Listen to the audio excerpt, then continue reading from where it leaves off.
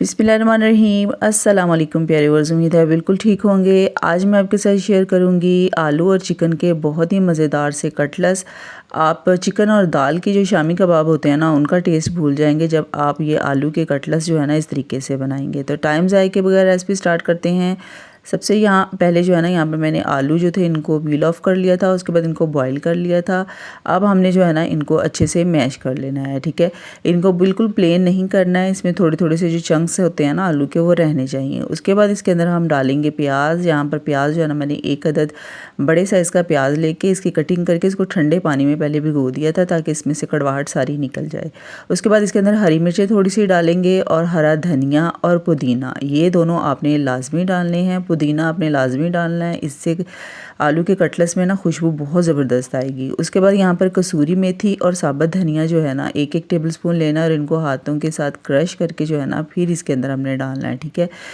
इसका भी जो है ना, ये साबुत धनिया जो है ना, इसका भी टेस्ट बहुत ही मज़ेदार आएगा, ठीक है। उसके बाद यहाँ पर मैंने तकरीबन 3 अदद दरमियाने साइज़ के लीमू लिए थे। इनको इस तरीके से जो है ना मैंने स्ट्रेन करके जो है इसके अंदर इनका रस डाल दिया था, ठीक। बीज निकाल देंगे, बाकी जो पल्प होगा ना सारा लीमू का, वो भी इसके अंदर डाल देंगे। उसके बाद इसके अंदर बॉयल श्रेड किया हुआ चिकन डाला है थोड़ा सा। उसके बाद इसके अंदर हाफ़ टी स्पून हल्दी पाउडर, 1 टीस्पून पिसा हुआ धनिया पाउडर, 1 टीस्पून लाल मिर्च पाउडर, हाफ़ टी स्पून कुटी हुई लाल मिर्च, 1 टीस्पून नमक, हाफ़ टी स्पून काली मिर्च पाउडर और 1 टीस्पून भर के इसके अंदर आपने चाट मसाला डालना है। और नमक जो है ना वो आपने ऐसे टेस्ट डालना है, वो भी मैंने इसके अंदर 1 टीस्पून डाला है। और इसके बाद चिकन पाउडर या फिर चाइनीज़ सॉल्ट अगर आपको पसंद है तो आप डाल सकते हैं। अब इन सब चीज़ों को जो है ना अच्छी तरह से मिक्स कर देना है, ठीक है। अच्छी तरह से मिक्सिंग करनी है, ताकि सारा मसाला जो है ना कटलेट्स के अंदर अच्छे से रच जाए, ठीक है। उसके बाद जो है ना आपने अपनी पसंद के हिसाब से जो है ना इनके कटलेट्स बना लेने हैं, ठीक है। हाथों को पहले ऑयल या घी के साथ ग्रीस कर लीजिएगा, इससे इजीली जो है ना कटलेट्स बहुत ज़बरदस्त और इनकी प्यारी सी जो है ना शेप बन जाएगी, ठीक है। इस साइज़ के जो है ना कटलेट्स बना के और उसके बाद पहले सारे रख लेने हैं, ठीक।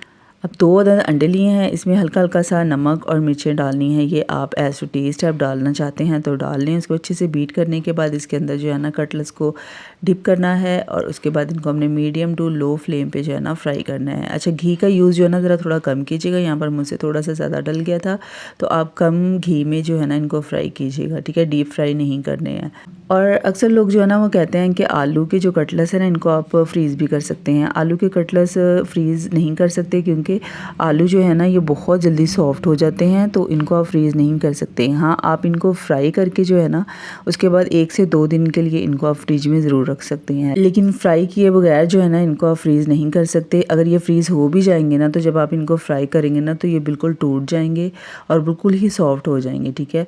तो आप जो है ना इनको हल्का हल्का सा फ्राई करके जो है ना 1 से 2 दिन के लिए रख सकते हैं, ठीक है जी। ये कटलेट्स हमारे बिल्कुल तैयार हो चुके हैं, फ्राई हो चुके हैं। यहाँ पे मैं आपको तोड़ के भी दिखाती हूँ, बहुत मज़ेदार।